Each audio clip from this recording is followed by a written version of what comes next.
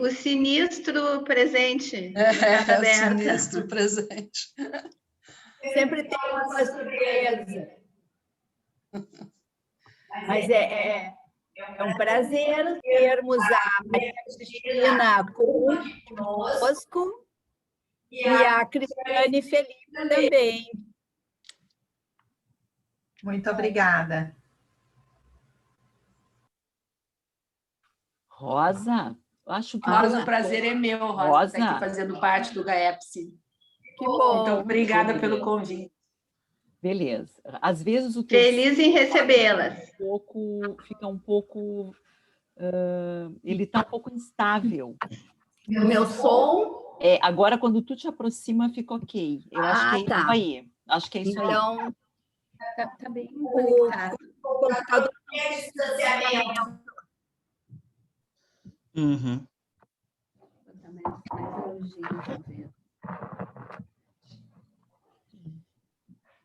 Engraçado é que o meu tá meio preto e branco. Tá bem conectado ali.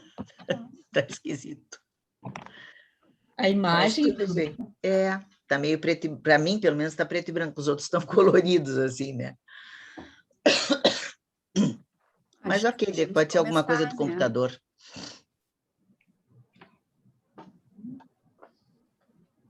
Quando eu falar, tu desliga, Rosa. Aqui, ó, embaixo. Tudo, né? Não, só montar, claro.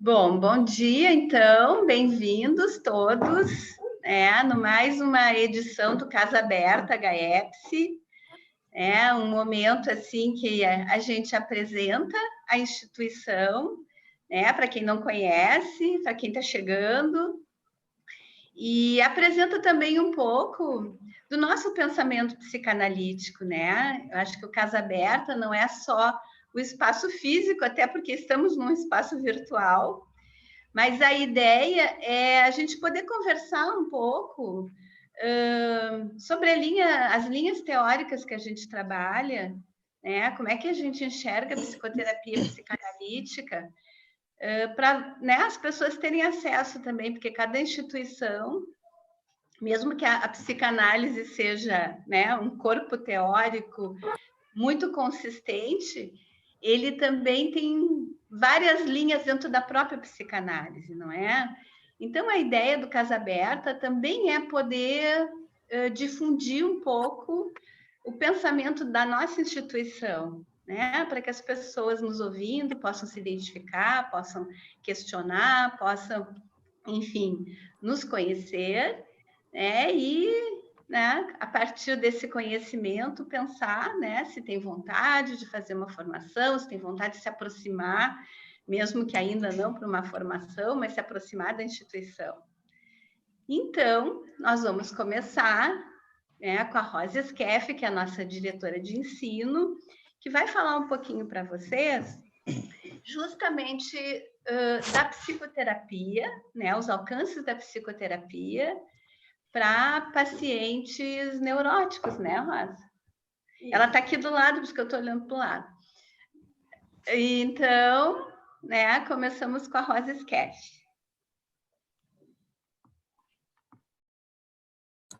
De preferência com microfone aberto, né? Então, bom dia para quem eu ainda não vi, boas-vindas a todos. E eu vou trazer algumas ideias em relação à formação e o nosso trabalho como terapeutas. Eu apontei aqui alguns tópicos e vou lendo e depois aberta a qualquer discussão junto com vocês. Então, eu coloquei assim como título a importância da formação em psicoterapia psicanalítica. O trabalho do psicólogo é muito sério, pois lida com o que é por demais íntimo de um ser humano, seus sentimentos. Todos nós sabemos que falar de sentimentos não pode ser para qualquer pessoa. É necessário que exista confiança, respeito e um espaço com privacidade para isso. No momento que estamos vivendo, observamos muitas angústias, tristezas e medos na população em geral. Isto porque, durante uma pandemia, experimenta-se perdas, lutos, dores psíquicas e físicas, como também fracassos profissionais e financeiros. Essa atual situação pode levar ao pânico certas pessoas. Viver em isolamento e sem perspectiva de que logo tudo volte ao normal é realmente desesperador. Podemos nos perguntar por que alguns indivíduos, num momento difícil como este, se desorganizam totalmente e outros sofrem, mas sem se desestruturarem. Respondemos isso falando do que é uma psicoterapia. Então, psicoterapia é um método de tratamento que busca aliviar o sofrimento psíquico através de uma escuta especializada e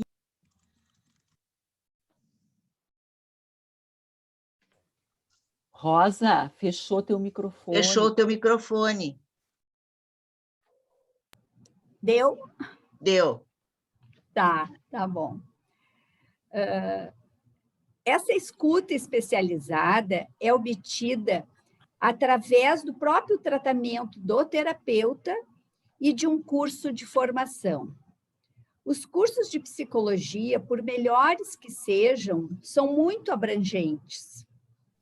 Não contemplam com profundidade todas as diversas áreas que são possíveis de seguir pelos psicólogos.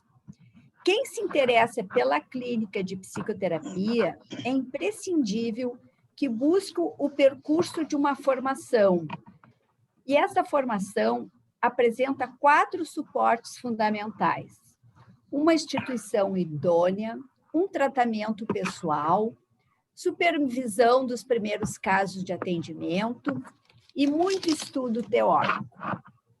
Nessa formação, o psicólogo terá a oportunidade de rever e aprofundar o conteúdo teórico em relação à psicopatologia, em relação à técnica e também praticar a psicoterapia através do atendimento a pacientes. É extremamente delicado e de muita responsabilidade atender uma pessoa que se encontra frágil na sua saúde mental. As vivências, experiências infantis e aspectos hereditários determinam a estrutura psíquica de um indivíduo. Quando alguém se desenvolveu em um ambiente tóxico, poderá ter menor capacidade para enfrentar situações violentas da vida adulta. Nesse sentido, é fundamental que o terapeuta conheça seu paciente, de maneira que utilize a técnica mais adequada, de acordo com seu grau e tipo de patologia. Um terapeuta irá contribuir para dar sentido e ressignificar o sofrimento de seus pacientes, proporcionando melhores recursos para enfrentar as dificuldades da vida. Temos observado que a maioria das pessoas que buscam atendimento no GAEPS mostram uma estrutura que chamamos de neurótica, ou seja, apresentam um sofrimento psíquico intenso, como ansiedade, tristeza, fobias, baixa autoestima, dificuldades de relacionamento, desmotivação, desânimo e etc. Mas não estão desconectados com a realidade. São poucos que mostram surtos psicóticos, tentativas de suicídio e desconexão com o mundo à sua volta.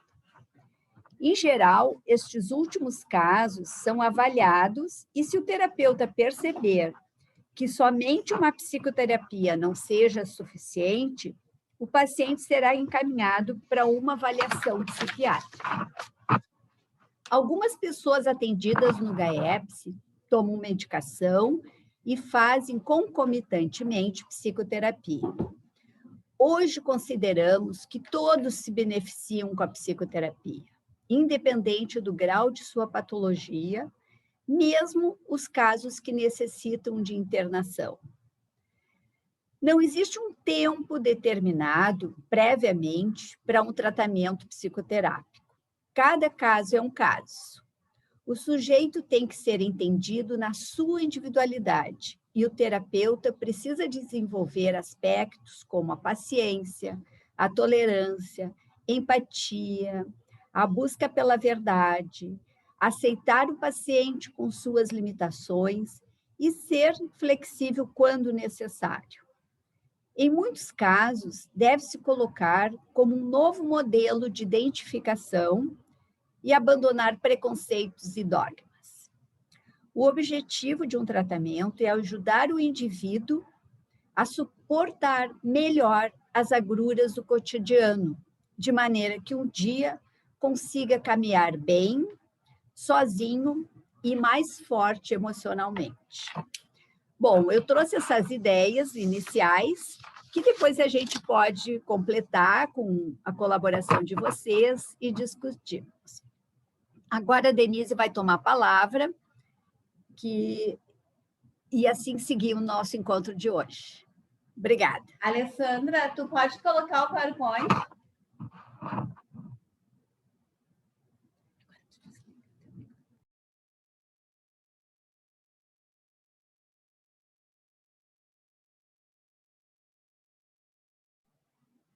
Então, pessoal, dentro desse objetivo, assim, de se falar um pouco do nosso trabalho, eu quis abordar a psicoterapia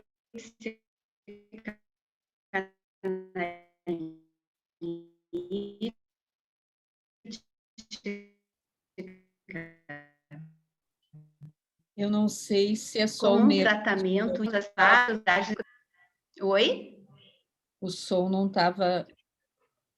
Eu não sei se foi só o meu, mas não foi possível escutar. Estão me escutando? Agora sim. Agora sim, mas antes estava falhando, sim. No meu também. No meu também. Tá.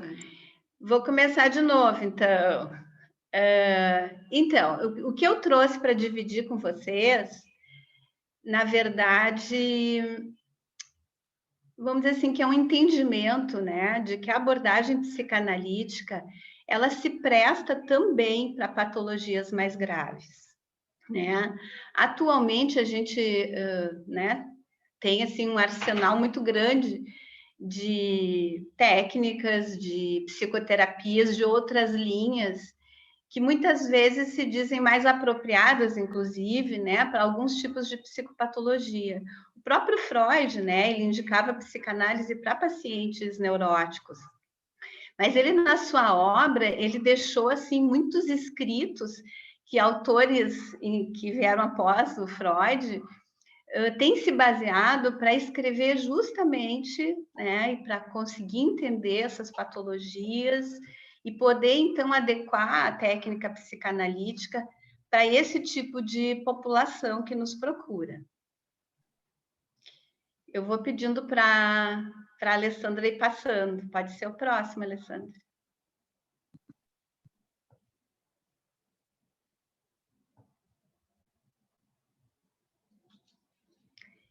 Então, nos últimos anos, cada vez mais chegam aos nossos consultórios pacientes sem uma definição clara de seus sofrimentos, muitas vezes encaminhados por seus clínicos, por sintomas físicos, né, que podem ser confundidos com somatizações histéricas.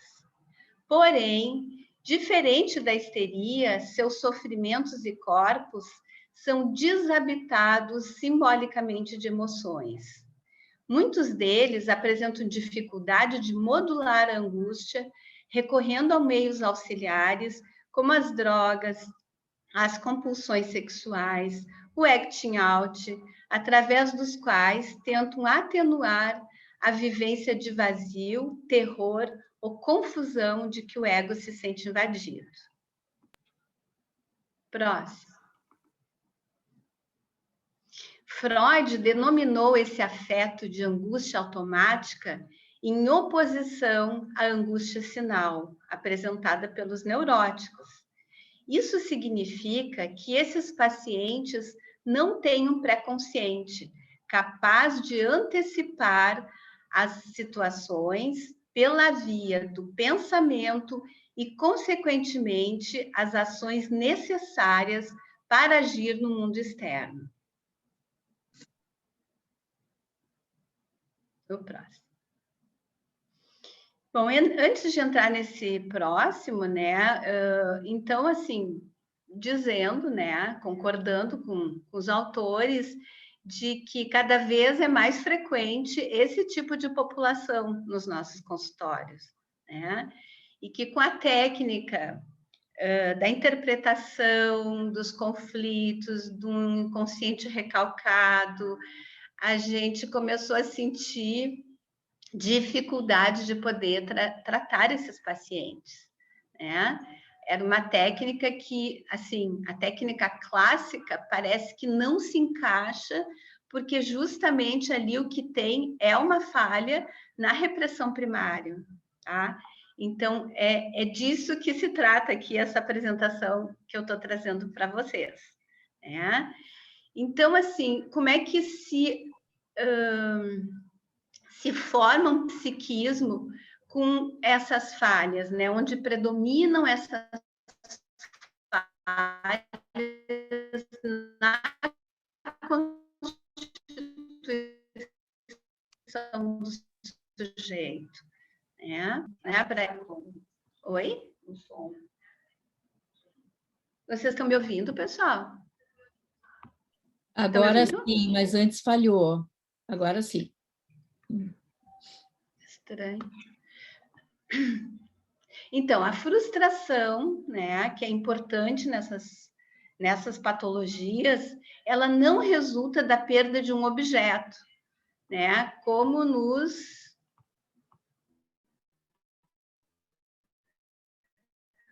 nas neuroses e psicoses. Mas uma falha... gente, eu vou passar para o outro computador, tá? Que eu acho que esse aqui está falhando, tá? E vou trocar de computador aqui com a Rosa. Só um pouquinho.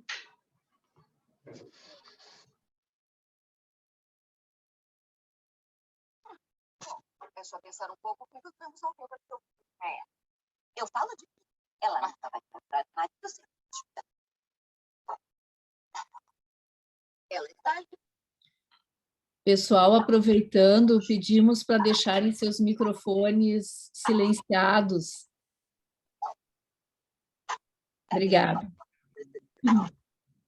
Tem um microfone aberto. Acho que não é. Posso ganhar meu prêmio de consolação? Ana Carolina.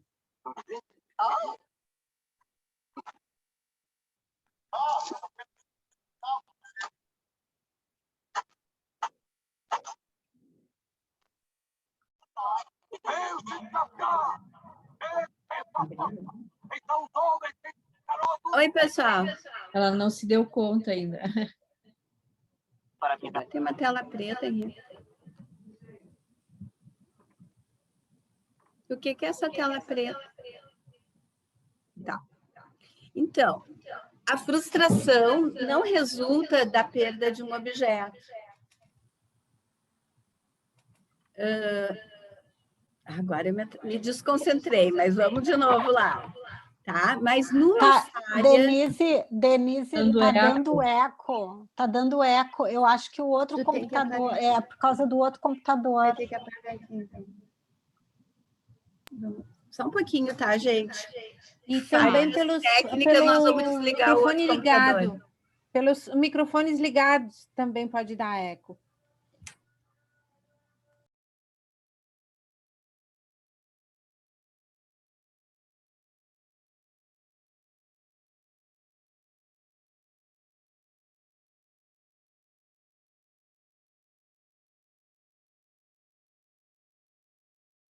Oi?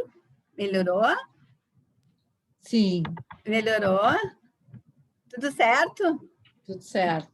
Joia. Vou me concentrar aqui de novo, que as falhas técnicas me desconcentraram.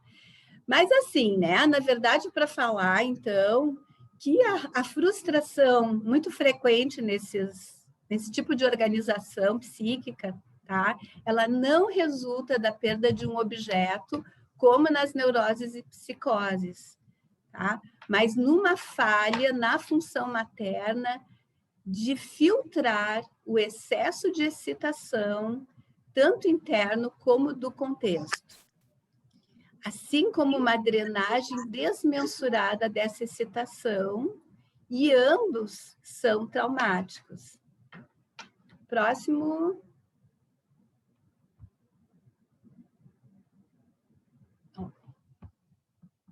Os estados autísticos, né? A gente não está falando de um autista, a gente está falando de estados autísticos, né? Que tem a ver com o quê? Né? Desse bebê, ao olhar para a mãe, né? A mãe tem essa função de espelho que reflete quem a criança é para a mãe. Então, quando esse olhar é rancoroso, depressivo ou enigmático, pode significar que a criança é má e responsável pelo sofrimento materno. Quando o rosto é mortífero e nada reflete, deixa a criança em estado de confusão e desamparo. A mãe morta afetivamente, eu botei Green aqui porque é um conceito do Green, né? O bebê introjeta essa mãe desvitalizada e vamos ter, então, né, crianças deprimidas, muitas vezes com sintomas de hiperatividade. O próximo. Então, aqui eu fiz um esqueminha para a gente ir abrindo para pensar, né? Então, nós temos uma falha na ação específica, né? Na falha, então, dessa empatia materna com as necessidades do bebê, com as demandas afetivas do bebê, né? E o que a gente vai ter, então, vai ser uma quantidade em vez de qualidade. Não se desenvolve o matiz afetivo. O bebê, né, nesses primeiros meses de vida, ele precisa de ritmo, né? Ele precisa de ritmo nas mamadas, ele precisa de um ritmo da voz da mãe que acalme, né? Que faça justamente esse papel de filtro, né? O papel de filtro da mãe é colocar um ritmo nesses primeiros dias de vida, nesses primeiros 3 meses, eu diria assim, de vida do bebê, onde para ele tudo são excitações, né? Então, assim, é um bebê extremamente psicossomático, não existe ainda um psiquismo, ele está começando a se construir, e para se construir, precisa desse ritmo. Então, quando eu falo aqui de quantidade em vez de qualidade, é porque é um bebê que vai ficar desesperado, é um bebê que não dorme, é um bebê que tem dor, né? E não tem alguém, né? Esse olhar da mãe vazio, esse olhar, né? Enfim, pode ser um olhar rancoroso, pode ser um olhar desvitalizado, não ajuda a desenvolver o matiz afetivo. O que é o matiz afetivo? É começar a qualificar os afetos. Então, quando a mãe fala com o bebê, ela vai qualificando. Eu acho que tu tá com dorzinha de barriga, vamos fazer uma massagenzinha, aquelas coisas que a gente sabe, né? Mas toda essa palavra materna, ela vai ajudando a desenvolver qualidade em vez de quantidade. Quando, então, essa ação específica falha, o que nós vamos ter é uma hemorragia psíquica, uma dor que não cessa. Com isso, vai existir uma fixação ao trauma. Diante dessas forças hostis, o ego deixa-se morrer. E quando o psiquismo falha, o corpo começa a pensar. Nós temos aí, então, uma fixação ao trauma e o início de um funcionamento muito mais psicossomático, né? Onde não predomina um psiquismo com capacidade simbólica. Então, agora eu vou falar, né, dos vínculos tóxicos, quer dizer, o que acontece nessas relações que produzem, então, né, toda essa desarticulação ou essa não articulação dos afetos dentro do ego, né, e, portanto, do pré-consciente. Então, o que existe é uma circulação libidinal intragrupo, estamos aqui falando do grupo familiar em geral, né, que se caracteriza por uma aparente relação paradoxal, que é adesividade e desconexão. Existe um extremo apego, mas é um apego sem sentimentos. As pessoas, na verdade, ficam fusionadas, uma não funciona sem a outra, porém, não existe uma diferenciação de quem é um e quem é outro. É um tipo de vínculo, né, do tipo ventosa ou sanguessuga, né, onde um se alimenta, vamos dizer assim, da capacidade psíquica do outro, né? Então, assim, é como a emoção de um, né, fosse o substrato que o outro precisa para viver. Tá? Então, o que aparece nesses pacientes, muitas vezes, na maioria das vezes, é essa sensação de dependência de um déspota louco, né? Quando a gente escuta dos pacientes que, quando ele trouxe alguma situação, a mãe agiu de uma forma extremamente agressiva, que o pai bateu, que houve abuso. Então, assim, é a dependência de alguém que não consegue justamente ser continente. Posso fazer uma pergunta?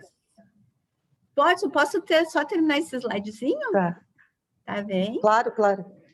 Então, falta de um lugar simbólico também no extragrupo, né? Então, assim, o fato de não ter esse lugar no grupo familiar vai fazer com que a pessoa nos grupos externos se sinta um nada, né? Ou se sinta só um número, estou ali para preencher um número, né? E esse autor aqui, eu estou falando do Maldavsky, né? Que continuou, assim, muitos conceitos do Freud, aprofundou alguns, ele costuma dizer que é um zero à esquerda. Né? Então, as ameaças contra esse apego se apresentam como crises de vertigem e o questionamento desse tipo de desconexão é sentido como um golpe.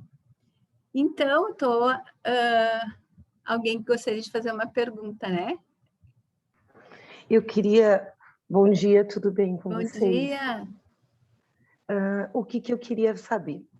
Quando você fala de teu nome, desculpa, eu estou... Denise Zimpec. Denise, prazer. É a Yara que está falando? Isso.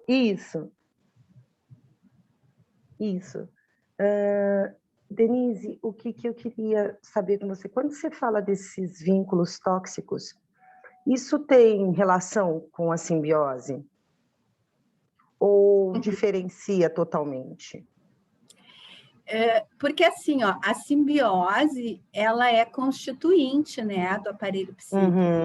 Inicialmente, isso. Mãe e bebê são um só. Um só, se fundem. Né? Existe uma dependência absoluta desse bebê com essa mãe, e essa mãe precisa se oferecer como essa prótese, ela é a prótese do psiquismo do bebê, né? A partir do psiquismo da mãe, ela consegue, então, nomear todas as aflições, né? Todas as necessidades e as demandas desse bebê.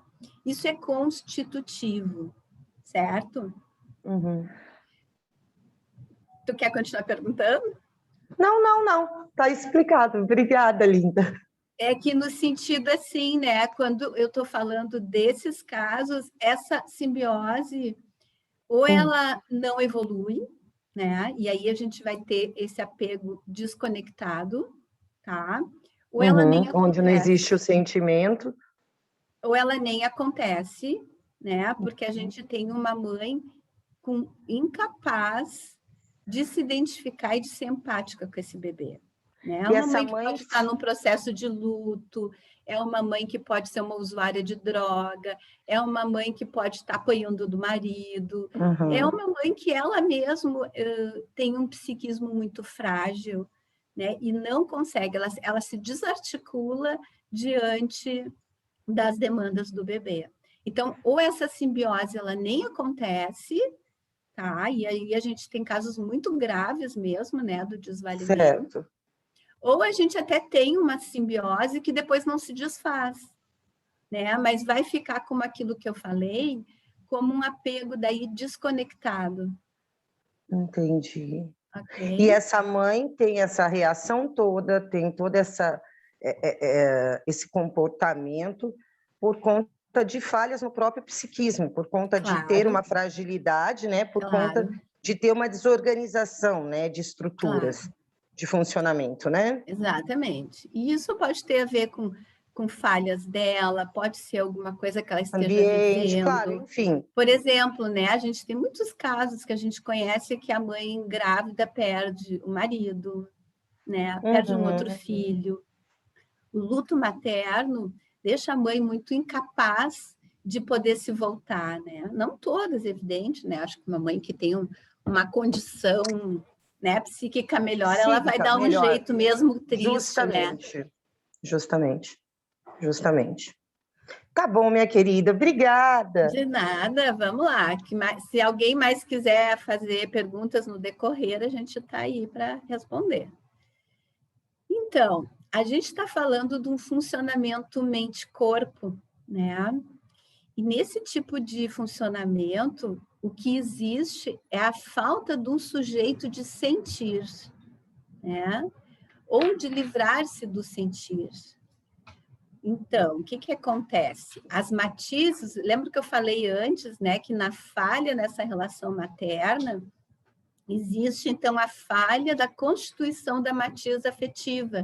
O que é a matiz afetiva? É poder diferenciar os afetos. Se o que eu estou sentindo é raiva, se é rancor, se é amor, né, se é saudade, se é, enfim, né,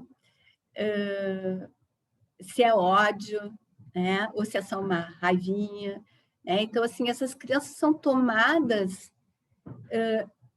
de uma angústia sem nome, né? Então, o que acontece? A falha nessas matizes do afeto, elas vão ser substituídas por estados de estupor, rompantes de pânico e crises de fúria. E isso permanece vida fora. Tá? A gente chama também, né, esse tipo de funcionamento de patologia da consciência originária. Né? Essa consciência originária é uma função do ego real primitivo, né, que é justamente esse ego que, junto com a mãe, né, com o auxílio da mãe, vai desenvolver a matiz afetiva. Vamos, então, ter com isso a origem das patologias do vazio. Então, todo esse funcionamento que eu estou falando aqui, né, de falhas tão primitivas, vão nos apresentar, né, na nossa clínica, como as patologias do vazio. Né? Nesse tipo de patologia, o que predomina é um funcionamento familiar tipo corpo único, tipo vasos comunicantes. Aí eu coloquei aqui a arquitetura do interior da casa, porque eu me lembrei de um caso que o próprio autor, o Moldavsky, coloca, de uma casa assim que tinha um filho, enfim, que era usuário de droga, né? E eles se mudaram várias vezes de casa, e que os banheiros da casa, as janelas do banheiro davam para o quarto desse moço. Então, ele ficava respirando os odores da família inteira. né? Então, assim, ou aquelas casas que não tem, que os pais não fecham a porta, né? Claro, aqui tinha uma questão social, né? Enfim, uma coisa precária, mas não era só financeira, tá? Era uma precariedade também de poder organizar essa casa, porque eles não eram pessoas, assim, que não tivessem nenhuma condição, né? Mas isso não era pensado na questão da individualidade, né? Então, assim, essa arquitetura do interior da casa, ela reflete essa questão do corpo único, né? Onde todos frequentam, por exemplo, a mesma casa. Esses dias me deram um exemplo assim, que toda a família usava a mesma toalha, e não era uma pessoa, enfim, né, sem condições de comprar mais toalhas. Então, né, a gente está falando de um apego desconectado, porque tem apego, tem vínculo, mas ele é desconectado, né? E o critério que mantém os vínculos os condensa todos em um, né? Aqui a gente está falando daquelas famílias que quando um filho namora, uma filha sai de casa para morar com o namorado, causa uma desestruturação em toda a família. É algo assim sentido realmente como um golpe.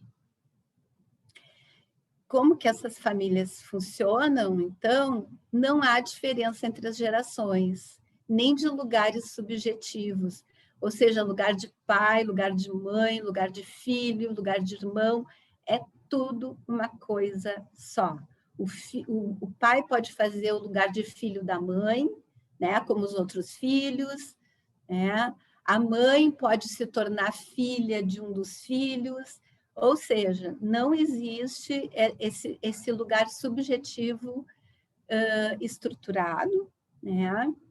E o que acontece? Esse excesso de semelhança acaba conduzindo a uma auto-intoxicação, né? Porque ter que lidar com o outro que devia estar lá resolvendo as coisas dele, como se ele fosse eu, né? E isso a gente vê muitas vezes na clínica, né? Filhos resolvendo as questões dos pais, né? Filhos que decidem que os pais vão se separar, por exemplo, né? Então, né, essas patologias, a gente está falando de funcionamentos tóxicos que podem levar às adições, às afecções psicossomáticas, às epilepsias e a estados autísticos. Eu quis trazer aqui para vocês uma coisa que é bem importante na clínica, para a gente identificar, né, nas primeiras sessões, como esses pacientes se comunicam, né? Então, existem 3 tipos de discursos característicos desse tipo de funcionamento, que é o catártico, né? Onde existe um conteúdo de muito impacto, né? Um conteúdo transbordante que acaba apagando a função do interlocutor. O interlocutor não consegue intervir, né? É um discurso inconsistente, né? Muitas vezes a pessoa te conta algo, né? Mas ele não está identificado com o próprio discurso. É como se ele contasse uma história estereotipada, né? Que, na verdade, ele não sente. Isso tem a ver com o quê? Com aquilo que a gente falou da falta do matiz afetivo, não é? Que a pessoa não se identifica com aquilo. Ela pode dizer assim, eu sou, por exemplo, né? Uma das coisas que poderia trazer, eu sou adotivo, fui achado na rua, mas aquilo ali não tem um real sentimento, é simplesmente uma fala, né? Tu não consegue enxergar nesses pacientes uma identificação com aquilo que ele está trazendo. Um outro aspecto, né, um outro tipo de discurso muito característico desses pacientes é o discurso especulador, que é o discurso numérico, né? Esse numérico tem a ver com a questão das frequências, né? é a percepção sem consciência. Por exemplo, identificado com o poder econômico, né? Uma das coisas que essas pessoas podem dizer, eu sou um homem de $1 milhão, ou um zero à esquerda. Então, eles são pacientes que, quando tu propõe eles pensarem em alguma coisa, eles vão te dizer se eles têm dinheiro, quanto que eles têm, quanto que eles ganharam, quanto que não dá. Eles fazem contas, não é? Onde falha a função simbólica, aparece o número, que é como eles se sentem, muitas vezes um número, e se sentem muitas vezes, vamos dizer assim, sendo para o outro, né, objeto de exploração também, de exploração financeira. Né? Muitas vezes pode acontecer isso, né, dentro desse discurso, de ter um especulador que, enfim, né, que explora o paciente.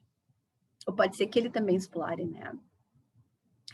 Então, qual o objetivo da psicoterapia com esses pacientes?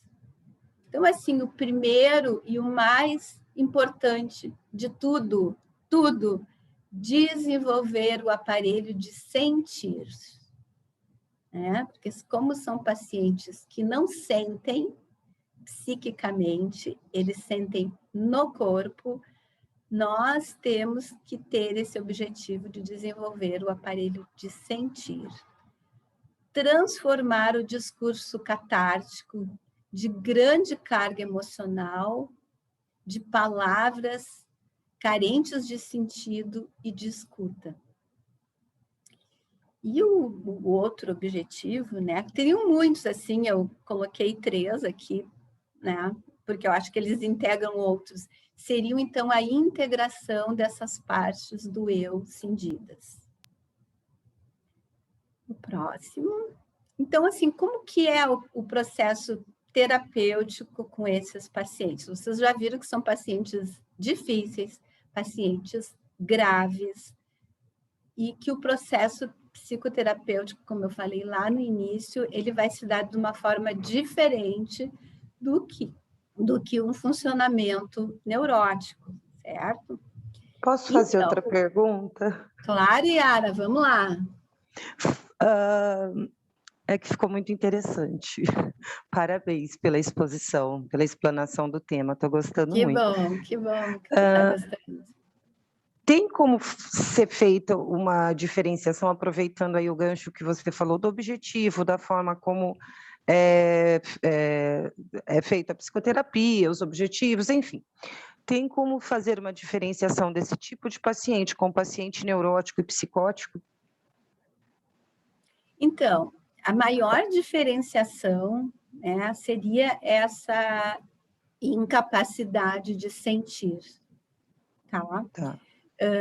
Por quê? Porque são pacientes que vão falar de dor, né? Vão falar do pânico, né? Vão ser pacientes adictos, né?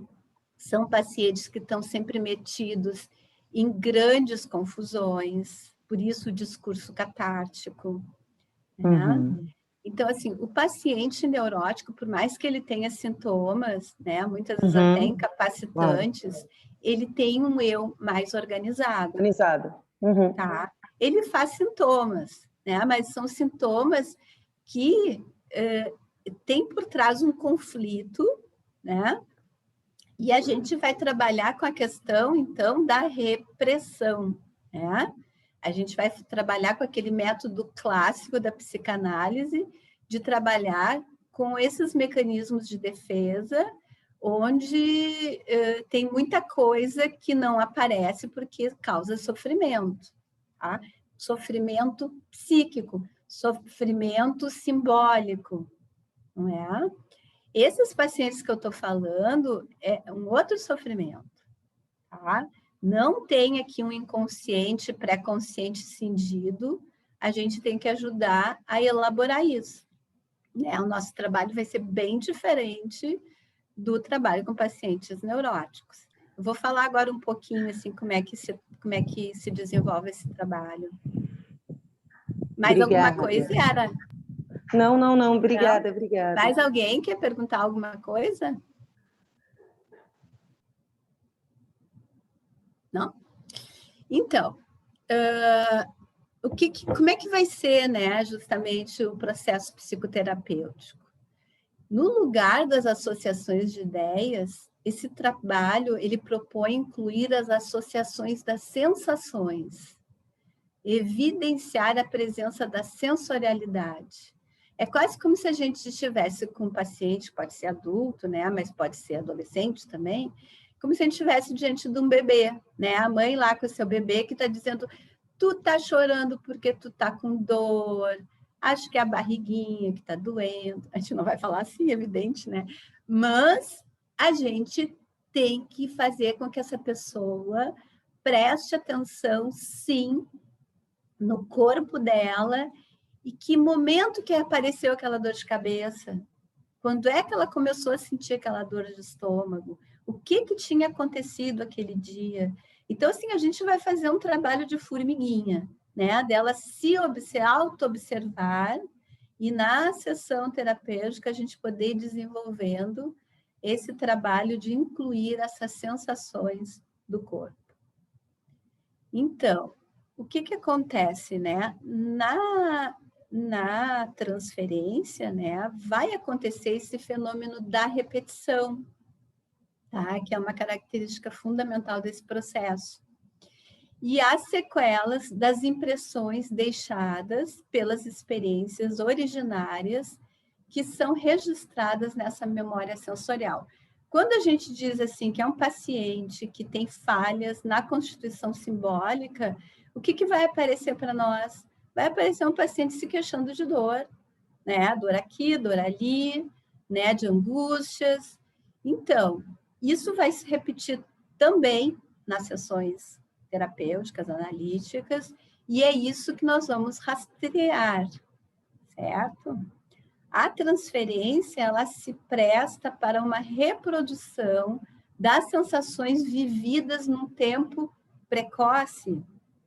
É algo que se manifesta bruscamente por meio do aparelho visual, auditivo, olfativo, né? Quase como se fosse um sinistro dentro da sala de análise que te pega meio de surpresa, né? Daqui a pouco tu tá sentindo alguma coisa no teu corpo que tu estranha.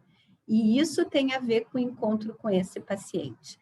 Eu lembro de uma paciente esse tempo que eu estava atendendo, que ela era muito angustiada, muito angustiada. E no momento que ela entrou na sala, eu senti uma dor no estômago, mas uma coisa assim que eu não conseguia nem me mexer na cadeira. Foi muito impressionante que essa mulher saiu da sala e a dor passou. Atendi as outras todas as pessoas, quer dizer, não era algo meu, né? Eu simplesmente, foi um momento que eu captei toda a angústia dessa pessoa, toda a dor que ela estava sentindo, né?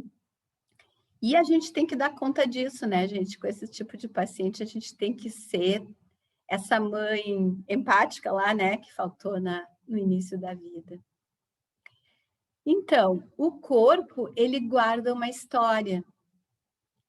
As zonas traumáticas de não representação poderão aparecer no analista, que nem esse exemplo que eu dei. Igualmente, em forma quase alucinatória e com força da imposição peremptória, manifestações em nível corporal. O corpo do analista escuta com seu próprio corpo aquilo que a mente e o corpo do paciente calam. O corpo do analista poderá funcionar na relação contra-transferência como um cenário sintomático, manifesto último daquilo que não pôde ser detectado, pensado ou representado por seu paciente. Ou seja, a gente tem que ter muita disponibilidade, né, interna para atender essas pessoas.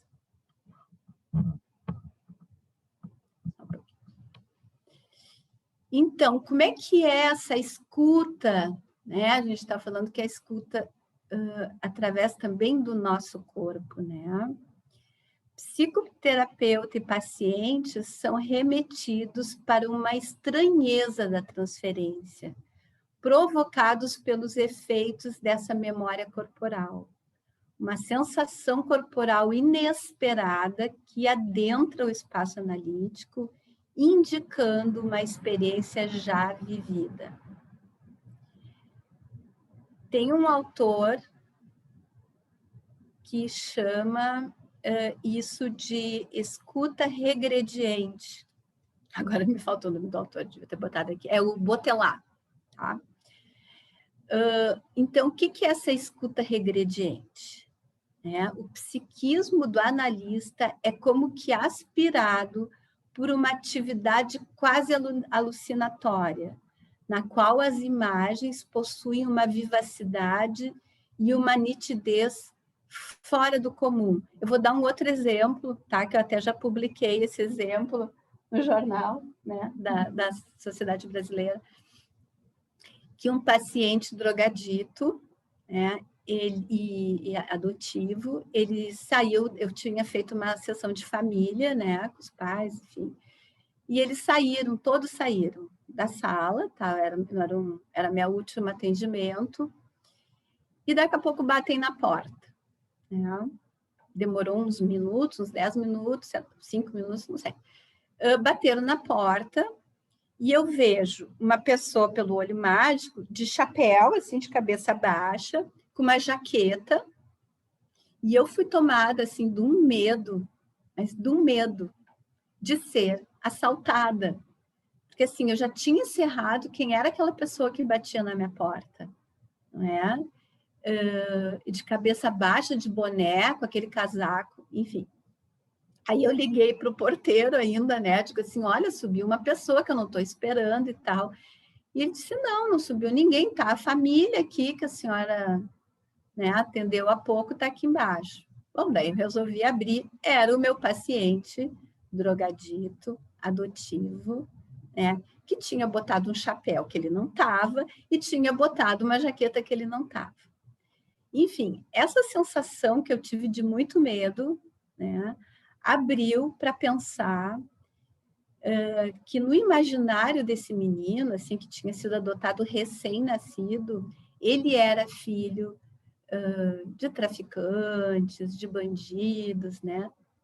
Então, a gente pôde entrar muito em contato com esses sentimentos, assim, com esse imaginário, assim, né? Porque isso não estava nem no sentimento, ele entrou em mim para então eu poder nomear isso, né, como algo talvez mais, enfim, desse imaginário, né? Então, tais imagens, figuras surgidas no psiquismo do analista, no caso, né, era um ladrão, são o conteúdo manifesto a partir do qual deverá ser construída uma interpretação-representação, esclarecendo uma zona de não representação do paciente, que tem potencial desorganizador e destruidor. A figurabilidade é um instrumento, é uma instrumentação contratransferencial possível que dá sentido à história não história de pacientes que padecem de carência representacional. Então, essa figurabilidade é quase como se fosse um sonho, né? Quase como que a sensação, aquilo que a gente não compreende, né? Assim, quando a gente escuta um paciente neurótico e que a gente vai associando com eles, com esses tipos de pacientes, o que vem são sensações e imagens, né? Então, a partir desse, vamos dizer assim, da captação dessas imagens, a gente começa a oferecer para esses pacientes possibilidades de interpretação, né? Porque a gente nunca vai dizer que né? Porque primeiro tem que passar pelo nosso psiquismo. Vocês entendem que aqui o psiquismo do terapeuta serve como uma prótese, né? Aquele mesmo trabalho que a mãe, né, faz com o seu bebê, que é um conceito da Pierre Alonier, psiquismo da mãe como prótese, né, do psiquismo do bebê, é o trabalho que a gente faz com esses pacientes muito regressivos. Nós usamos o nosso aparelho psíquico para começar a dar essa figurabilidade, né? Então, essas sensações assim, de susto, essas sensações de medo, essas sensações de dor no nosso corpo, tudo isso são indícios, né, de que a gente está captando o interior desses pacientes, né? Mas não esse interior simbólico, né, que é possível de ser trazido na fala, não é? Esses pacientes, eles não sabem falar de tudo isso, né, que a gente consegue.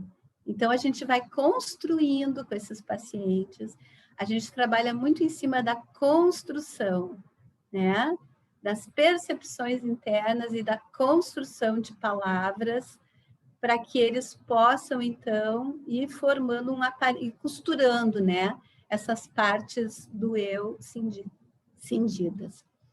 Então, é isso, pessoal. Eu queria trazer um pouco, né, da riqueza da psicanálise para trabalhar com pacientes mais graves, né? Então, né, às vezes a gente leva um susto quando chega um paciente que não fala, que não tem essa riqueza simbólica. E aí parece assim que é melhor ele ir para uma outra linha, né? Ou só tomar medicação porque não tem jeito. Então, assim, a gente tem que estudar muito, né? Para poder se apropriar dessas teorias, para poder se sentir capaz de atendê-los, né? A gente tem que passar por tratamento pessoal, né? Supervisionar com uma colega mais experiente, né? Tudo isso é o que vai nos ajudar a ter esse, vamos dizer assim, esse arsenal, né, quase, para podermos lidar com essas patologias mais graves. Tá? Então, assim, estou aberta, estamos, eu e a Rosa, abertas para perguntas, e em seguida nós vamos passar para o nosso outro momento, que é apresentar nosso corpo docente. Quem sabe tu fica aqui, juntinho comigo. Fica aí, eu já falei. Perguntas? Comentários?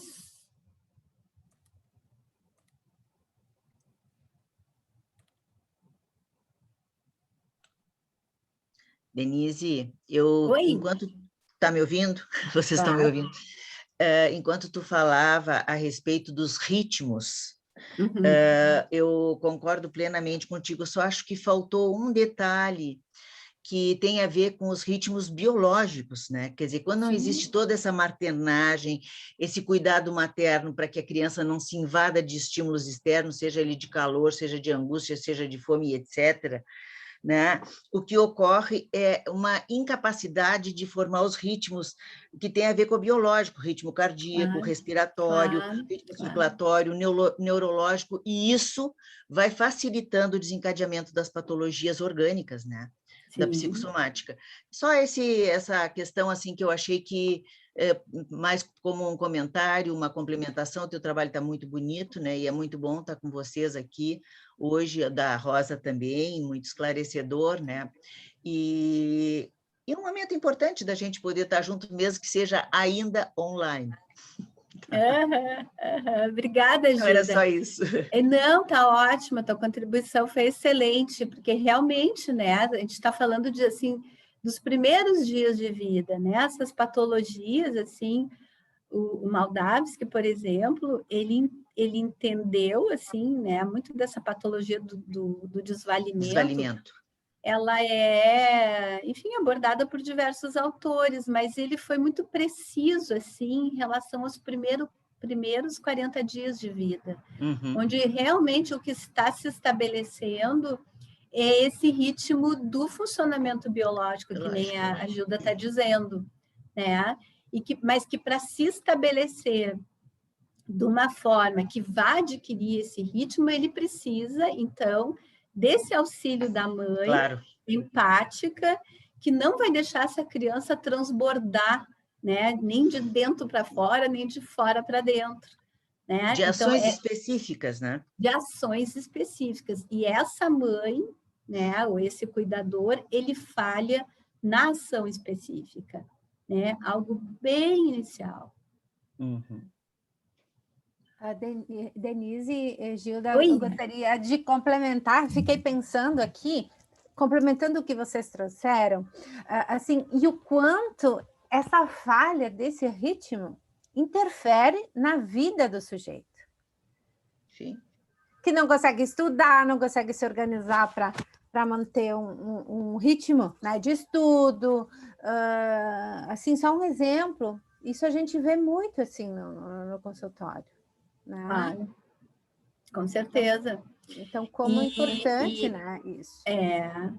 E o Moldavsky fala, então, assim, da busca de ações autocalmantes, né? Porque eles precisam buscar alguma coisa que contenha, né? Que faça um papel de dique, assim, de tanta angústia, de tanta excitação, né? E aí tem a ver com isso que tu está falando, Eliane, assim, de ser muito difícil, por exemplo, para essas crianças se concentrarem, fazerem tarefas, né? E depois a gente vê adultos precisando de Ritalina para prestar atenção, para estudar, né? De medicação para dormir, porque esses ritmos internos, eles estão todos alterados. Né? Eu queria fazer um comentáriozinho também. Tá bom. Estão me ouvindo? Ouvindo bem? Claro.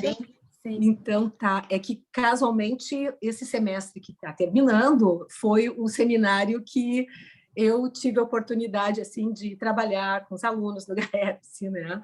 Então, também fiquei te ouvindo, pensando na complexidade de tudo isso, no esforço que é chegar a ter, né, uma capacidade de integrar e de se compreender, né, algo tão primitivo e do início, né?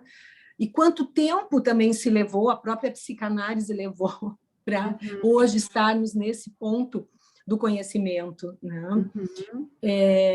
Eu soube pelo Dr. Maruco, que é um psicanalista argentino que trabalha muito em grupos de estudos aqui, com muitas pessoas, ele nos contando a respeito de como que no final dos anos 70, início dos anos 80, Green foi um dos psicanalistas que começou a se inquietar com essas questões da analisabilidade, né?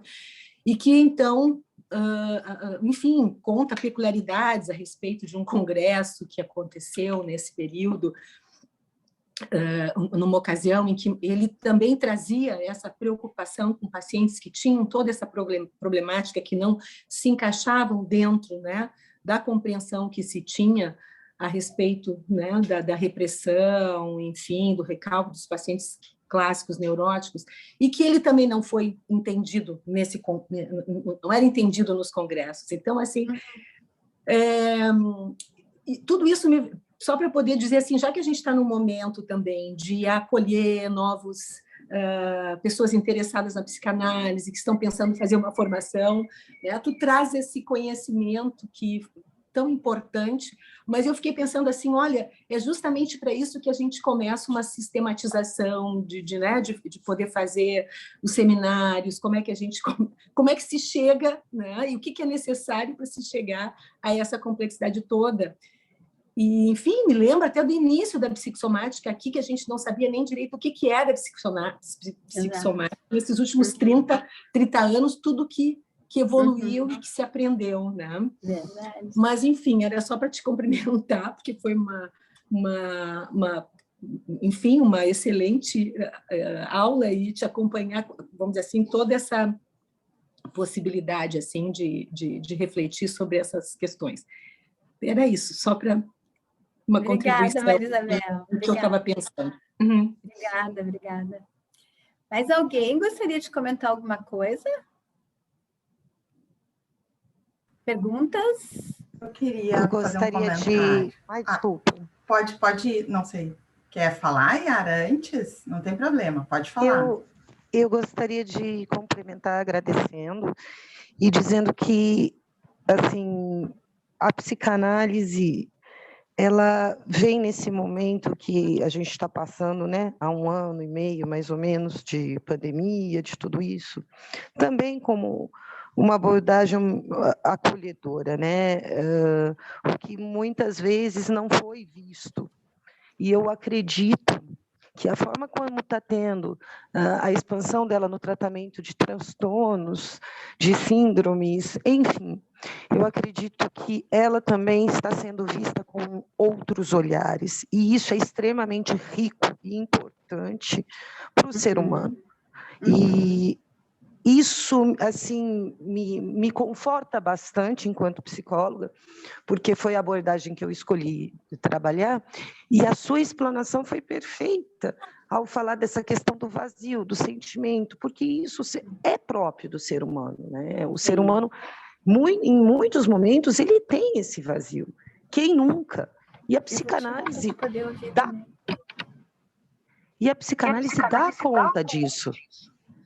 Isso é interessante, né? É o saber que a psicanálise dá conta, porque muitas vezes foi realmente vista para o paciente histérico, para o paciente neurótico, não foi trabalhada no paciente infantil. Depois de um tempo, ele falava do conteúdo de infância, mas depois foi utilizada. Então, eu acho assim que ela vem crescendo, ela vem tomando assim uma crescente importante, e o estudo, né, o direcionamento é muito interessante disso, né? Eu acho que nós, enquanto profissionais dessa área, temos mesmo que nos empenhar e fazer que a psicanálise seja difundida mesmo. Ela é muito importante, ela fala dos sentimentos, né? Ela fala do sentir, como nenhuma outra. Ela trabalha a psique, ela trabalha o latente, ela dá conta de amarrar. Então, isso eu acho muito importante, é essa contribuição que eu queria deixar. Obrigada, Yara. Tu é da onde, Yara? São Paulo. São Paulo, bem-vinda. Obrigada. Eu acompanho, acho que vocês desde o ano passado. Ah, é? Eu vou colocar a Rosa aqui na tela, gente, porque como a gente ficou com o computador só, ela ficou de fora. Estamos as duas vacinadas, não tem problema de chegar muito perto aqui, tá? Fiquem tranquilos. Adorei. Cristiane, Felipe, tu gostaria de... Eu só queria contribuir, a Maria Isabel trouxe essa questão importante dos autores e da evolução da psicanálise, e eu sou uma pessoa que particularmente sou apaixonada pela psicanálise e muito pela psicanálise contemporânea, me dedico a alguns anos estudando autores mais contemporâneos, e eu não gostaria de deixar de citar Sándor Ferenczi, que traz essa questão tão importante, Denise, da flexibilidade da técnica e da importância do preparo do terapeuta, do psicólogo, do psicanalista como pessoa, para estar frente à outra, né? No sentido de que nós podemos portar também muitos vazios, e o desespero do outro pode também nos desestruturar de forma que a gente não consiga ajudá-lo. Então, não é só a questão da técnica em si, mas da pessoa, do analista, né? De que ele se prepare para ocupar o lugar que ele precisa ocupar para cada paciente. Então, só queria lembrar de Sándor Ferenczi, que para mim é um grande mestre nesse sentido da flexibilidade da técnica e da evolução da psicanálise. Um dos autores que eu usei, eu não vou lembrar o nome da autora, mas o nome do livro dela é A Psicanálise do Sensível. Tá baixinho, Denise, não conseguimos te ouvir. Estão me ouvindo melhor? Sim. Então, algum texto que eu usei para preparar esse material é de um livro chamado A Psicanálise do Sensível, que trabalha o tempo todo com os conceitos do Ferenczi, né? E acho que ele nos ajuda muito na técnica, porque o mais complicado realmente com esse tipo de paciente é isso, assim, né? Da técnica, né? Porque se fala muito, né? Muitos autores abordam a questão da estrutura psíquica, assim, das falhas, né? Na constituição psíquica desses sujeitos. E quando vai abordar a técnica, a gente ainda sente um pouco de falta de recurso, né? E o Firenze ficou muitos anos, assim, tanto esquecido, né? E dos anos para cá, assim, muitos grupos estão se reunindo, né? Eu vi que tu faz parte também de um comitê que estuda, né? Até fiquei bem interessada.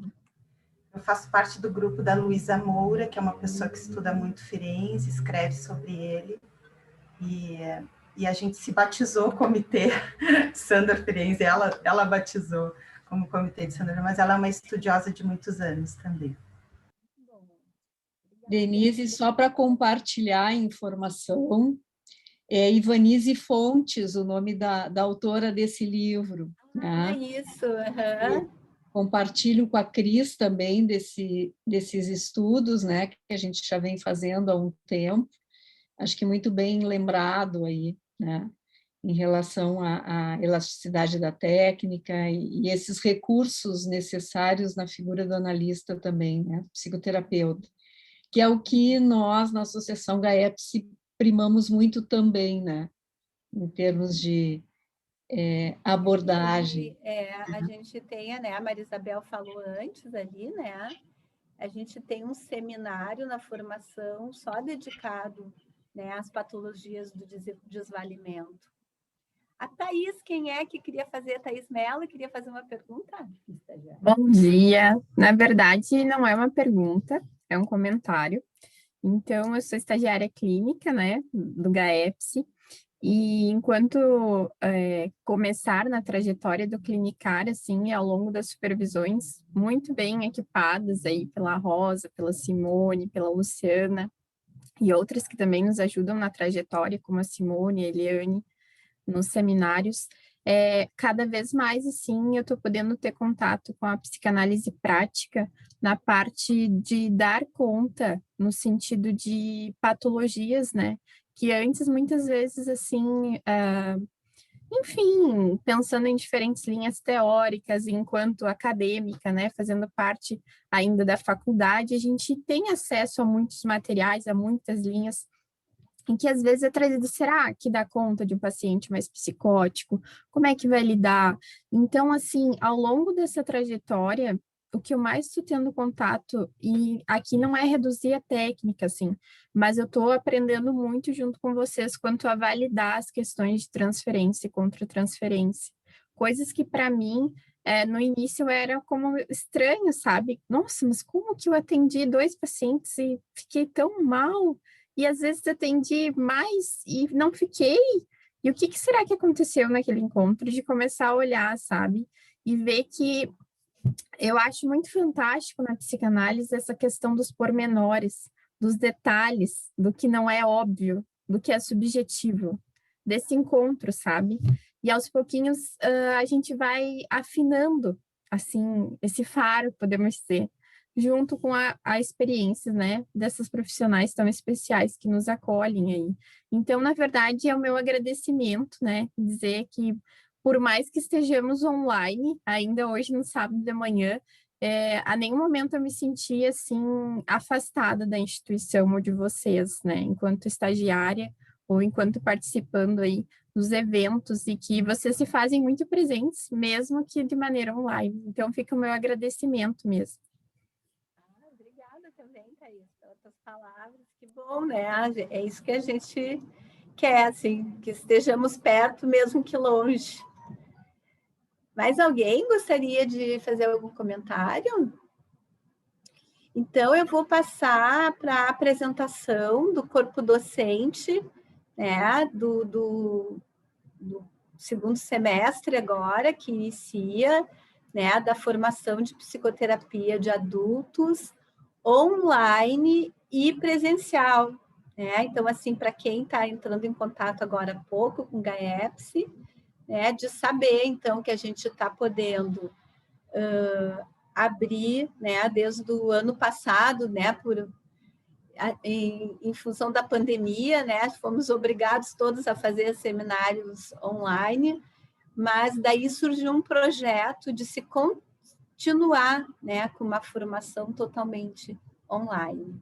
Tá? Então, estamos com as inscrições abertas para a seleção, né, das 2 modalidades.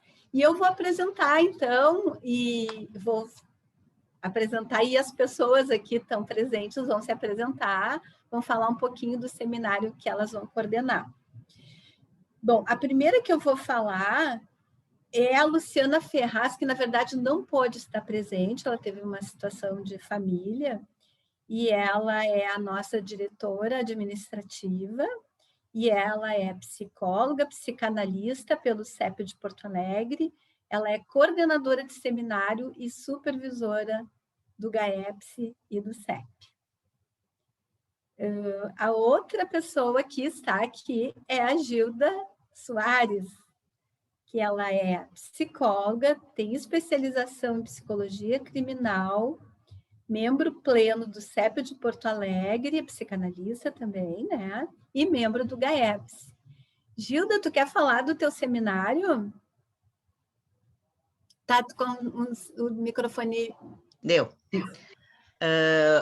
Este ano, esse semestre, eu dei o projeto para uma turma, eram 6 pessoas, uma teve que sair, ficaram 5, e foi muito interessante, porque o projeto é uma coisa assim que a gente estuda, eu estudei no CEP, estudei na Brasileira, enfim, e agora estudei com as gurias, né, já num outro olhar, né? E realmente me apaixonei pelo projeto, né? Pela terceira vez, assim, né? E eu acho que as gurias sentiram algumas dificuldades, porque o projeto não é uma leitura fácil, é uma leitura difícil, árida, mas, para mim, ali já está praticamente quase todo o arcabouço da psicanálise. Né? Uma pena Freud investiu tanto no projeto e depois ele desinvestiu, abandonou aquilo, achando que aquilo não era muito legal, não sei o quê, e depois, em 1950, isso é retomado pela Marie de Bonaparte, e que descobre assim, o projeto e vê a importância do projeto. Né? E, claro, já dei outros seminários de psicopatologia, de narcisismo, depressão, já dei vários seminários aí no GAEPS, como em outras instituições, né? Também faço supervisão, nesse momento até não estou com nenhuma supervisionanda, e vou seguir dando talvez o projeto no próximo semestre, se houver inscrições para uma nova turma, né?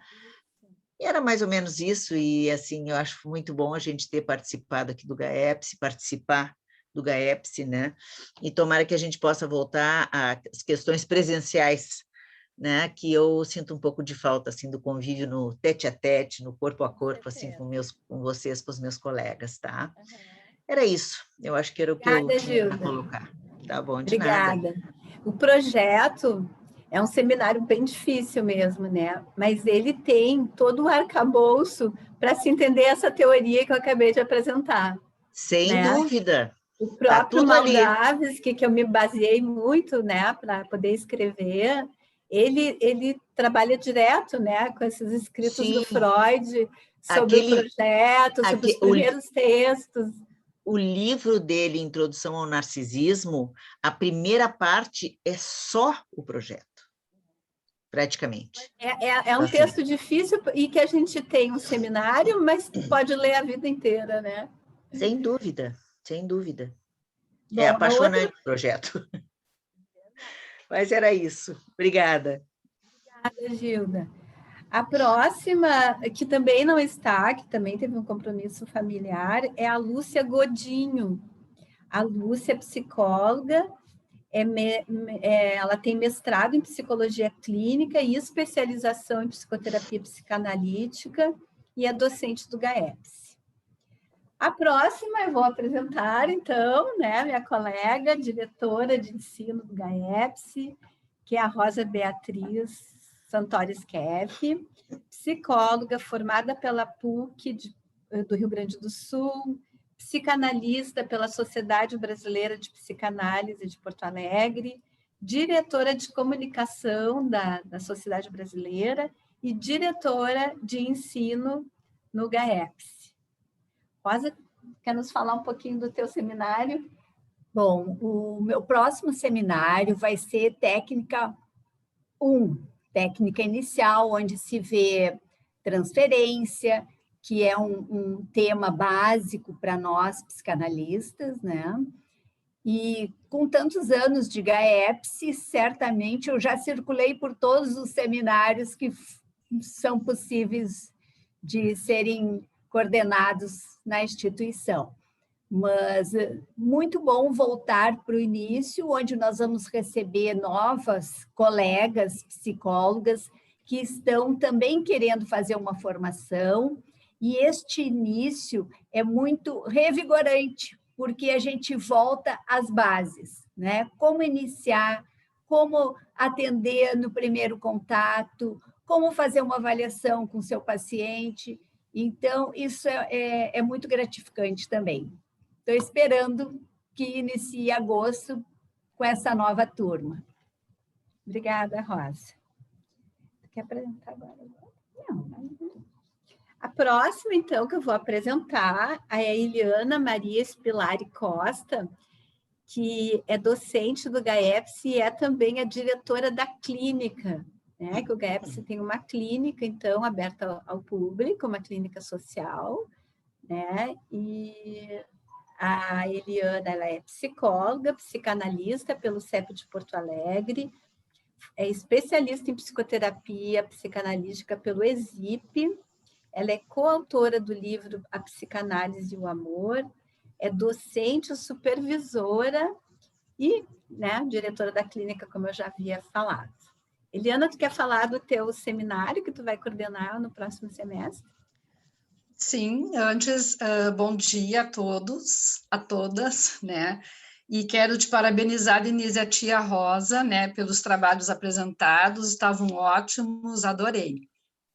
Bom, eu vou dar o seminário, né, sobre técnica 3, e a proposta que eu vou abordar, né, no programa que eu irei abordar é contemplar os obstáculos que interferem no processo psicoterápico, né, assim, e que se apresentam como resistências e até o acting out, né, que tu falasse lá no teu trabalho, outros fenômenos clínicos, como o impasse, e como se manifestam na clínica, né, esses fenômenos, essas resistências, como identificá-los na clínica. Vão ser essas dúvidas, entre outras, que a gente vai poder discutir no seminário, né, partindo de diferentes autores, Freud, enfim, Grinson, Etchegoi, entre outros, que acredito ajudam assim a dar um estímulo para a discussão, né? Mas para quem está chegando, eu quero também, como tu informasse aí, né, dizer que a nossa casa conta aí com uma clínica de psicoterapia, onde os colegas em formação podem dar início à prática clínica, né? E o corpo clínico é formado, então, por esse grupo, né, e por colegas que já concluíram a formação. E como a Thais colocou, hoje também contamos com as estagiárias atendendo na clínica, né?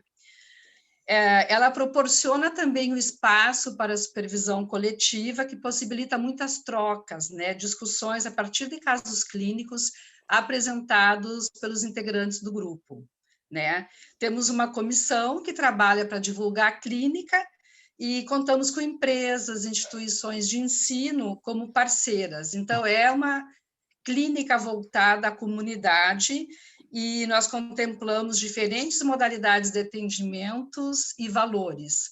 Acho importante colocar assim, essas informações, porque todas nós sabemos hoje, principalmente nesse momento, que as pessoas estão aí buscando muito pela própria situação da pandemia e outras questões incrementadas, um lugar aí, né, de ajuda, e nós oferecemos esse espaço diante dessas diferentes condições. Hoje, o nosso público-alvo é a partir de 18 anos, mas nós temos já a formação na infância e adolescência, né, que a Cris Chazan é a coordenadora. Nós já estamos, assim, trabalhando e pensando um momento aí que as terapeutas irão começar a atender. A gente está já vendo essa questão na clínica, e no momento que isso for fechado, aí a gente vai divulgar também atendimento a crianças e adolescentes. Então, é essa a minha participação. Obrigada, Eliana. A próxima é a Márcia Semensato. Márcia, está aí? Sim, eu estou. Não sei se a minha internet... Tu está com a câmera desligada. Tudo bem, Márcia? Então, a Márcia, ela é psicóloga pela PUC, especialista em psicologia clínica pela URGS, psicanalista pelo CEP de Porto Alegre, mestre e doutora em psicologia do desenvolvimento pela URGS e é docente do GAEPS. Quer nos falar um pouquinho do teu seminário, Márcia? Claro, primeiro eu queria agradecer, né, poder ter vocês hoje de manhã, foi muito gostoso estar com vocês, é bom um diazinho de sol, combinou aí, né, a gente poder estar trabalhando juntas aqui, né. Eu faço parte, então, do corpo docente, né, na coordenação de seminários do GAEPS, e eu sou muito feliz, né, de poder participar desse grupo. Esse semestre, eu vim, né, semestre passado, agora recém terminei o seminário de psicopatologia, um grupo maravilhoso, nós tivemos um trabalho muito gostoso, e no próximo semestre, então, estou em seminário clínico, que eu acho que é um seminário muito interessante, né, um seminário que a gente pode ver não só o material clínico, Falhadinha na internet, de um momento seminário clínico, até a questão de a gente poder trabalhar o material. Essa ponte entre esses que nós vamos estudando. Mas a gente não está como te isso escutando vai muito bem. aparecendo. Deu uma falhadinha. Exato. Meu vídeo, né, não pega muito bem. Tá? Então, a gente vai trabalhar nesse seminário clínico.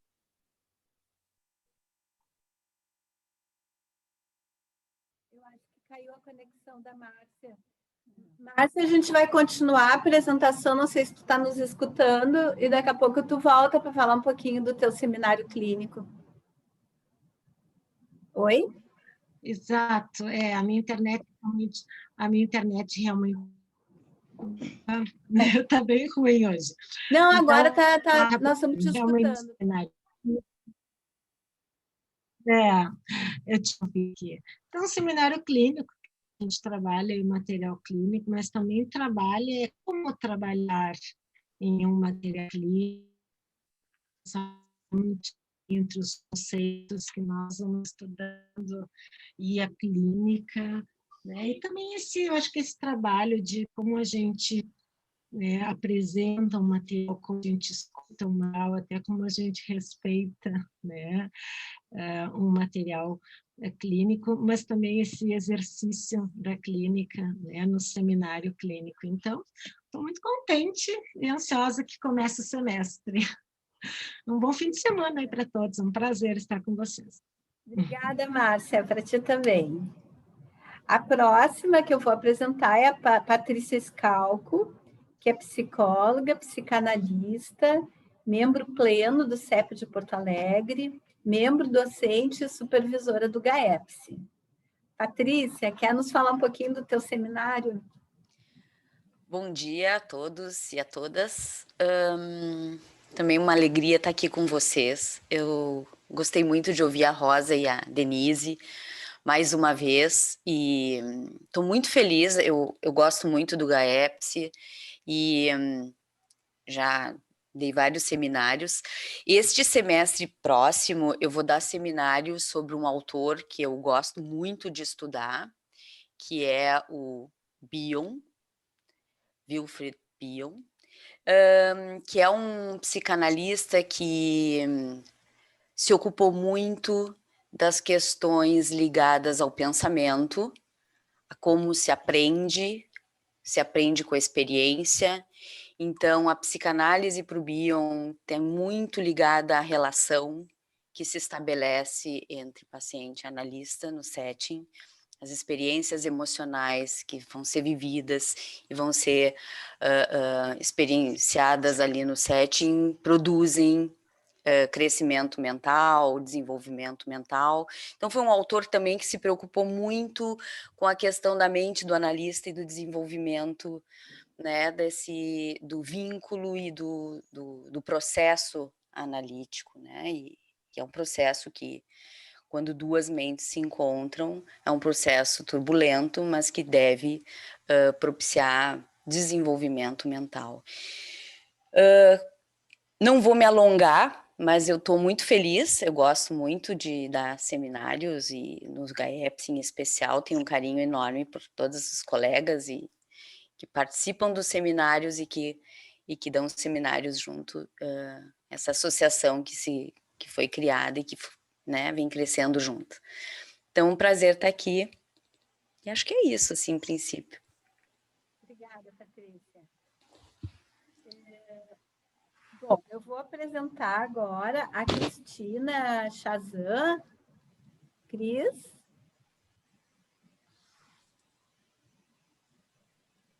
Oi, Denise. Oi, Cris. Então, a Cristina, ela é psicóloga, é especialista em psicoterapia da infância e da adolescência, ela é docente e supervisora do ESIP e do GAEPS, é psicóloga da FASE, do Rio Grande do Sul, e organizadora e autora do livro Vida Adolescente, Perspectiva de Compreensão. A Cristina Chazan, ela é a coordenadora da formação de infância e adolescência do GAEPS. Tá? Então, a próxima turma de infância e adolescência vai ser o ano que vem, né? Então, ela está representando aqui todo o corpo docente, né? Tem algumas aqui, eu vi a Juliana, não sei se tem mais alguém do corpo docente, mas a Cris está representando e vai falar um pouquinho, né, dessa coordenação enfim, né, vai falar um pouquinho também da formação de infância e adolescência, que daqui a pouco a gente já vai estar abrindo vagas, né, Cris? Sim, então, é um prazer também estar aqui, e um prazer escutar a Rosa e a Denise, assim, tanta consistência nessa apresentação, e acho que é disso que se trata uma formação, né, de poder aprofundar teorias, técnicas, né, se instrumentalizar como pessoa, como terapeuta, para poder dar conta dessa tarefa, né? Então, o curso de infância e adolescência, a formação, ela é de 3 anos, ela está acontecendo, né, desde o início do ano, então esse é o primeiro ano desse grupo, e as vagas vão abrir, quem tiver interesse já pode ir fazendo contato, a gente já vai conversando, a próxima turma vai iniciar em março do ano que vem. Tá? Então, assim, o curso, ele contempla, assim, supervisões teóricas, né? Teóricas clínicas, o conhecimento teórico através de vários seminários ao longo dos 3 anos, e eventos e momentos desses que se compartilha na instituição, né? Jornadas, encontros científicos, enfim, que vão nos dando também uma estrutura e um sentimento de grupo, de equipe, de instituição, né, que vai contribuindo para todo esse processo. Então, acho que é isso, eu não estou dando seminário nesse momento, né, semestre que vem eu vou dar um seminário, então, de desenvolvimento, né, infantil, e é um prazer estar compondo, então, essa equipe. Obrigada, Cris. Bom, a próxima é a Maria Isabel, que acabou de conversar conosco. Deu uma saída. Ela já é membro, ela não é mais... Ah, tá aqui ela. A Maria Isabel, psicóloga, psicanalista pela Sociedade Brasileira de Psicanálise, é docente e supervisora do GAEPS, membro associado também do GAEPS. Quer falar um pouquinho do teu seminário, Bel? Está com o microfone desligado. A gente sempre esquece, né, que desliga. Mas, então, também dizer que é oportunidade boa da gente estar conversando nesse momento, nos conhecendo. Eu sempre digo que este é o segundo ano que eu estou participando como coordenadora de seminários do GAEPS, né? Então, vai ser o meu 4º seminário agora, e justamente pegou todo esse período de pandemia. Então, essas atividades que a gente consegue estar juntos, para mim, são muito importantes, porque é a maneira que a gente tem de, né, construindo também essa relação, né? O meu seminário neste semestre vai ser um seminário de técnica 2, então ele é também uma continuação da técnica 1, que a Rosa já trouxe alguma coisa, no sentido do início lá do estudo da transferência, e aí a gente vai agregando também, nesse momento, contra transferências, resistências,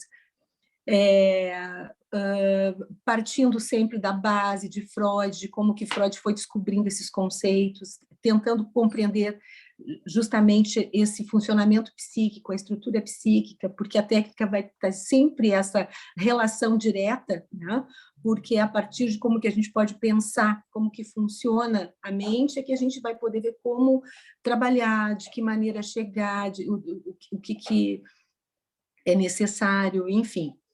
Então, era isso, eu estou bem entusiasmada da gente poder trabalhar, né? E tem sido um prazer, porque é um aprendizado. A gente, na verdade, vai chegando um momento que a preocupação em transmitir,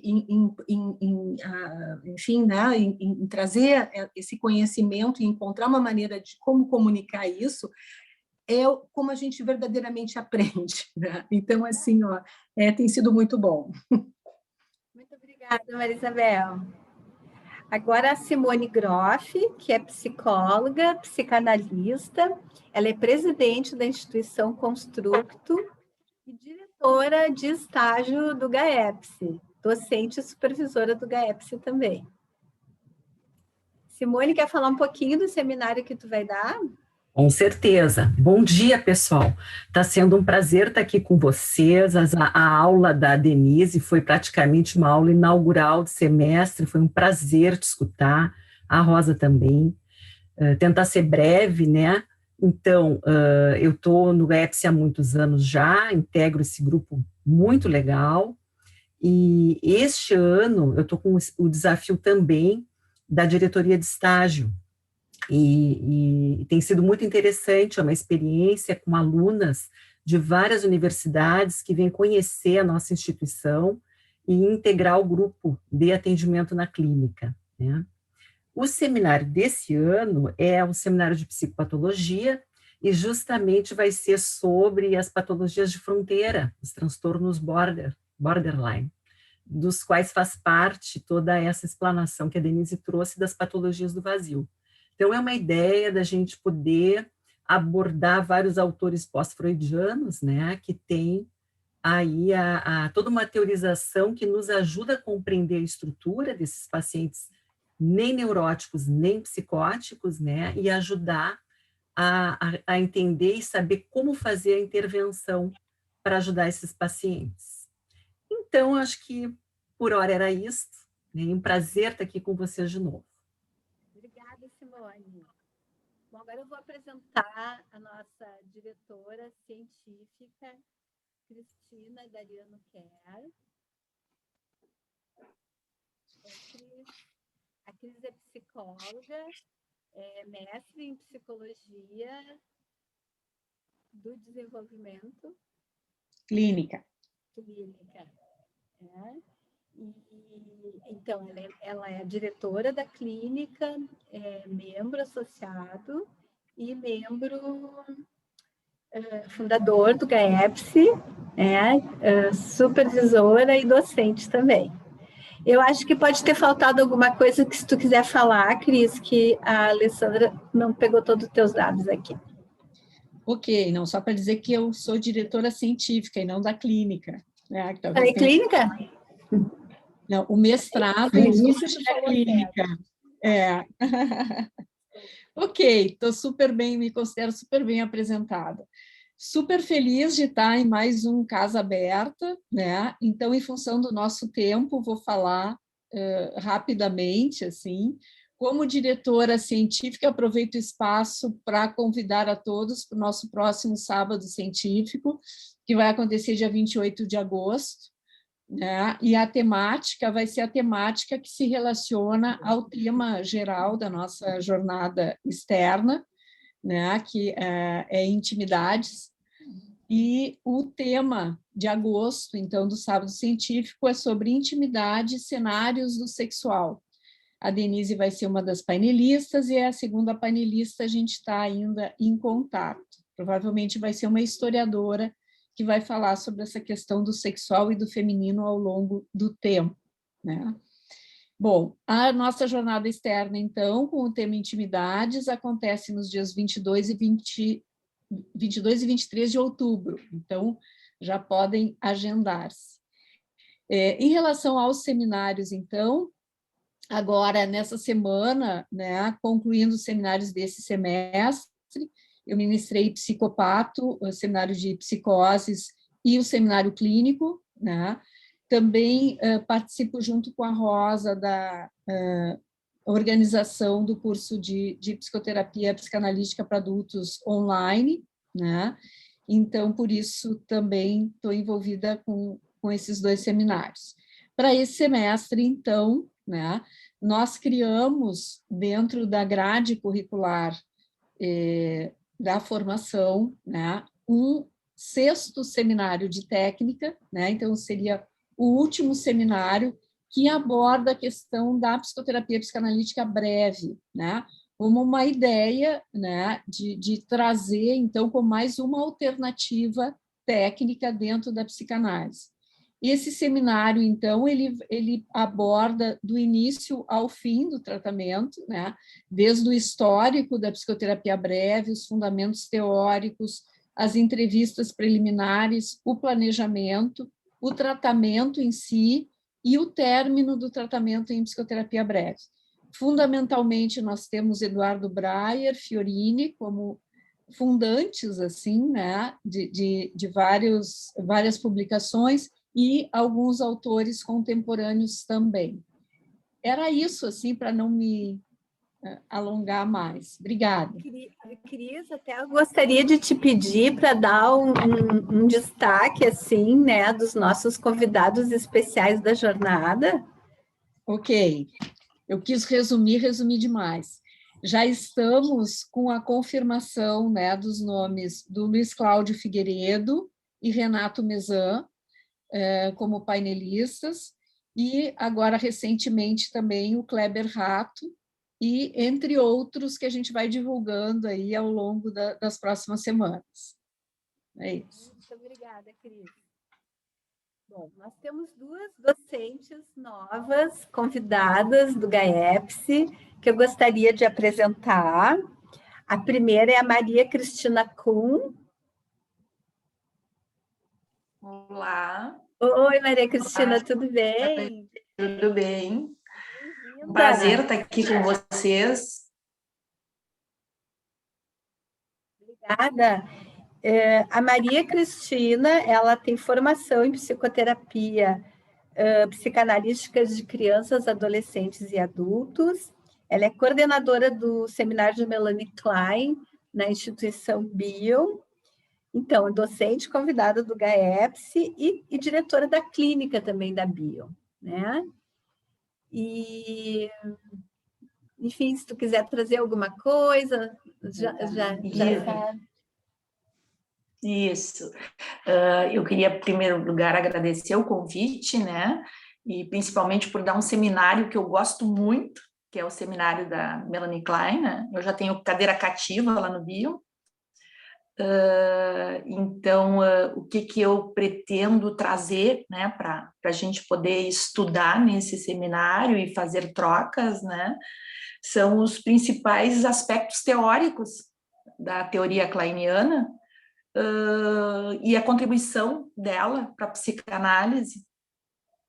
Então, eu pensei em abordar assim, os estados primitivos, né, do desenvolvimento infantil, as posições, esquizoparanoide e a posição depressiva, formação do ego, superego, complexo de Édipo, a importância da formação de símbolos para a formação do ego, amor, culpa e reparação, e terminando com inveja e gratidão, né?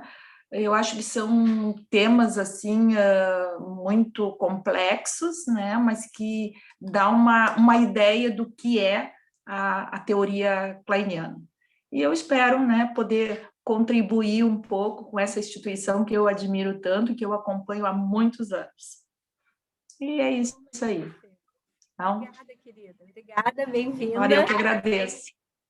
E a nossa próxima convidada, né, que já deu uma palavrinha antes, que é a Cristiane Felipe, desculpa, que é psicóloga, especialista em psicoterapia pelo Instituto Fernando Pessoa, é supervisora clínica, membro do Comitê Sandor Firenze, Ensino e Pesquisa, e agora nova docente, né, convidada do GAEPS. Cristiane, tu quer falar um pouquinho do teu seminário, assim, que tu vai ministrar? Primeiro também quero agradecer esse convite, fico muito feliz, eu admiro muito o GAEPS, eu acompanho o GAEPS mais proximamente pela Cristina Kern, que é uma grande amiga, né? E eu sei do nascimento do GAEPS e de todo o movimento e da representação dele na nossa sociedade e da formação de novos psicólogos competentes, psicanalistas, né? Enfim, fico muito feliz de estar compondo essa equipe. O seminário é Psicopatologia, Histeria em Freud, Psicopatologia 1, e eu acho que esse seminário, ele traz algo bem importante, assim, que são os primeiros passos, né, o fundamento da psicanálise, os primeiros passos de Freud, e eu acho muito importante o que diz Freud, no sentido de dar voz à mulher numa sociedade onde a mulher não tinha voz, né, então ele nomeia o desejo e o prazer numa sociedade onde o feminino era maltratado, né? E acho que a gente começa por aí,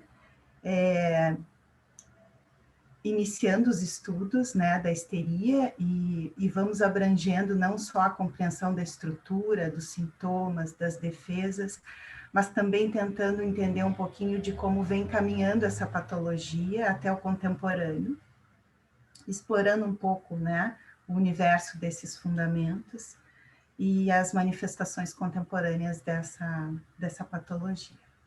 Então, é o que eu imaginei. Mas agradeço muito estar aqui com vocês, foi um ótimo sábado. Começar com o pé direito com essas palestras tão bonitas e tão pertinentes. Obrigada, querida. Bem-vinda.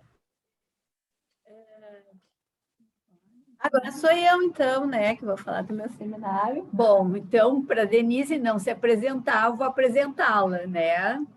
A Denise Zimpec Pereira, ela é psicóloga, fez especialização em psicoterapia psicanalítica na PUC, é psicanalista pela Sociedade Brasileira de Psicanálise de Porto Alegre, é membro fundador do Núcleo de Vínculos da Sociedade Brasileira de Psicanálise de Porto Alegre, nossa presidente, docente e supervisora do GAEPS. Então, Denise, pode nos falar um pouquinho do próximo seminário conosco em agosto? Sim, sim. Então, me coube um seminário de Freud, tá?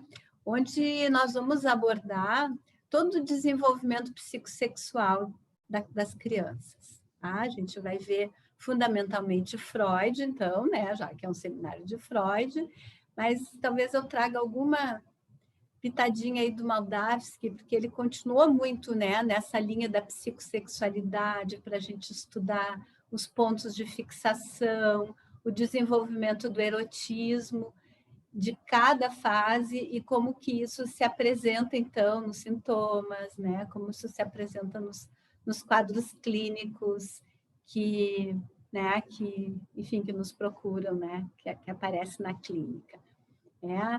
Então, assim, retornar a Freud, fazia tempo que eu não dava seminário de Freud, é sempre um grande prazer, né? Acho que assim, uma opinião unânime que cada vez que a gente lê um texto, a gente aprende um pouco mais, né? Então, são todas muito bem-vindas, as que estão conhecendo o GAEPS agora. Nós temos uma notícia muito boa, né, que nós estaremos oferecendo 5 vagas de meia bolsa de estudo para o próximo semestre, né? E dentro de uma, vamos dizer assim, de uma conscientização que as instituições estão tendo, né, em relação a propiciar, né, que mais alunos negros possam também fazer a formação, que tenham acesso, né? A gente está oferecendo dessas 5 vagas, 3 vagas vão ser reservadas a alunos negros, né? Então, assim, os 10 primeiros alunos, enfim, né, candidatos que se inscreverem para a seleção estarão concorrendo a essas 5 bolsas, certo? E depois a gente pode explicar, na medida que venham as perguntas, as informações, como é que funciona essa seleção.